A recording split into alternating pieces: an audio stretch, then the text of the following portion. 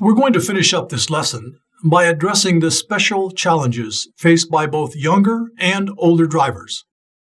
Let's look at some facts. Traffic fatalities are the leading cause of deaths for females aged 15 to 24 in Virginia, and the third leading cause of death for males in that age range, behind suicide and homicide. It's also used to be the leading cause of death for males in Virginia aged 15 to 24. But the reason it's still the leading cause for the death of 15 to 24-year-old females is cell phone use. The physical and emotional attributes associated with youth combines with inexperience to make younger drivers far more likely to get into crashes.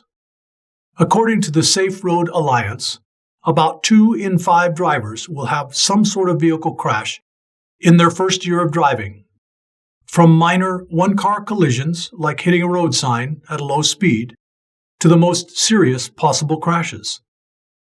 Research into the causes of crashes among young drivers found that the younger drivers were overwhelmingly at fault. This is true despite the fact that motor coordination and reaction time are generally superior when younger. The Foundation for Highway Safety reports that although 16 to 19-year-olds only make up about 7% of annual miles driven, drivers in this age range group are involved in 41% of all crashes and almost 30% of motor vehicle deaths. As if this isn't horrifying enough, the American Society of Pediatrics reports that in addition to the deaths of teen drivers, more than half of the 8 to 17-year-old children who die in car crashes are passengers of drivers younger than 20 years of age. All of these facts should make us realize that the challenges faced by novice and younger drivers are enormous. There are many theories for why new and especially younger drivers are involved in motor vehicle crashes. Some of it is simply due to lack of experience. Driving involves a lot more than just motor skills and good reaction time. Although both are extremely important, researchers have found that the ability to recognize hazards and respond effectively to them was much greater in drivers with more experience. Interestingly, studies show that time spent as a passenger watching another driver didn't add up to experience. It didn't improve the ability to see hazards. The only activity that had a positive effect was time behind the wheel. And younger drivers also face physical challenges. Hormonal changes in teens tend to foster risky behavior, including drunk or drugged driving. Less obvious types of risk behavior that leads to crashes are issues such as not looking thoroughly, distraction or inattention, or poor judgment on room to pass. Now let's look at some of the challenges faced by aging drivers. The truth is that in some ways, older drivers are safer than any other age group.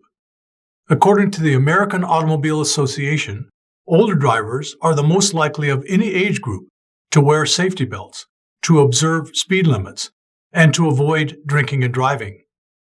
AAA adds that most older drivers recognize and avoid situations where their limitations put them at risk. They drive less after dark, during rush hour, or in bad weather, and they avoid difficult driving areas such as highways and busy intersections. The problem is, as older drivers age, their vision and hearing get worse, and their reaction time slows down.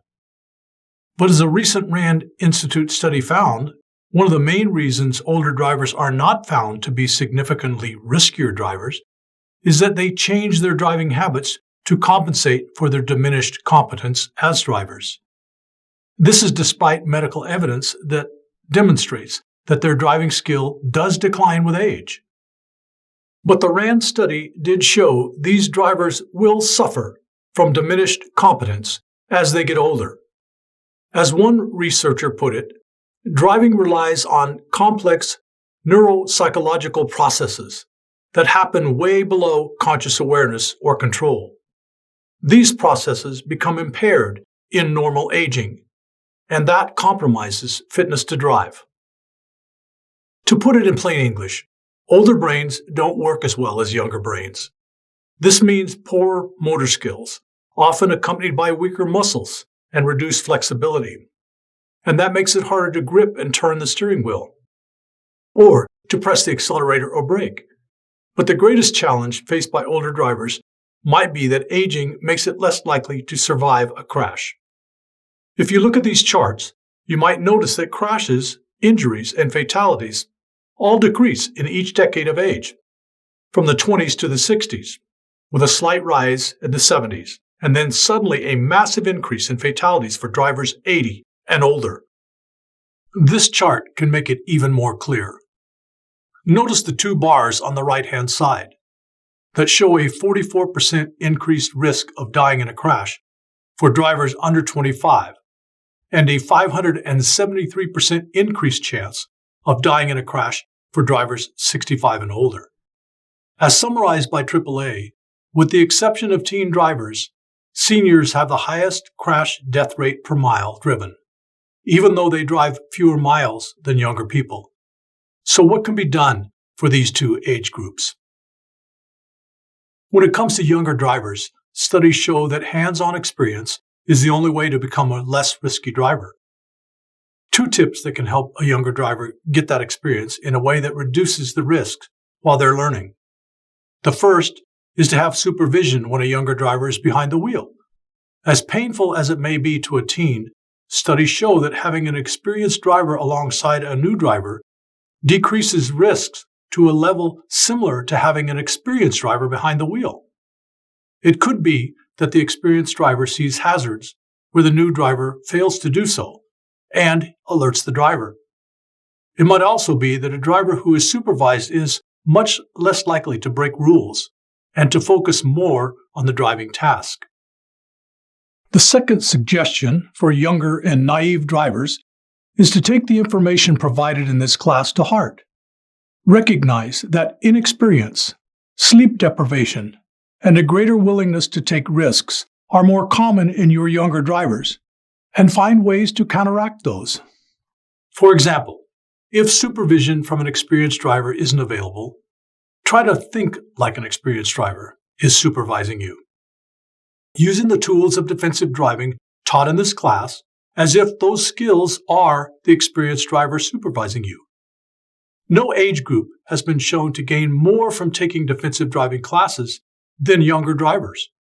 A recent study by Florida's Department of Highway Safety and Motor Vehicles found that after taking a defensive driving class, teen drivers had cumulative crash rates 77% lower than the general 15 to 19-year-old population. When it comes to older drivers, if there's any doubt that they should be driving, a healthcare professional can conduct a physical evaluation and make recommendations for possible restrictions on driving. Remember, though, these restrictions are voluntary.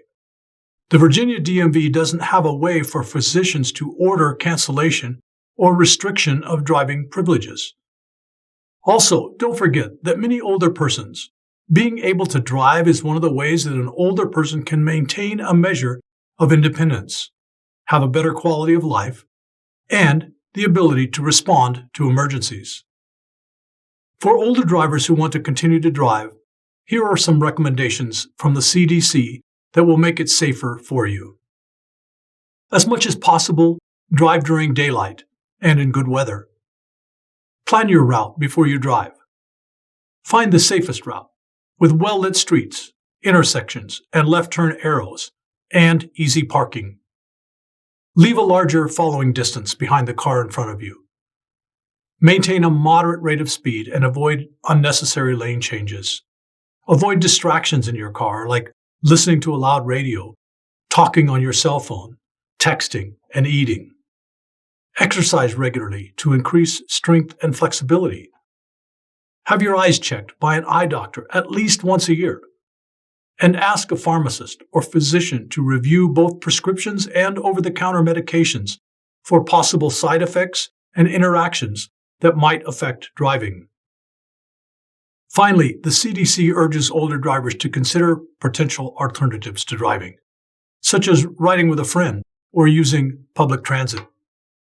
That completes this lesson on the first tool of defensive driving, preparation. After a brief question, we'll move on to the second tool in defensive driving, anticipation.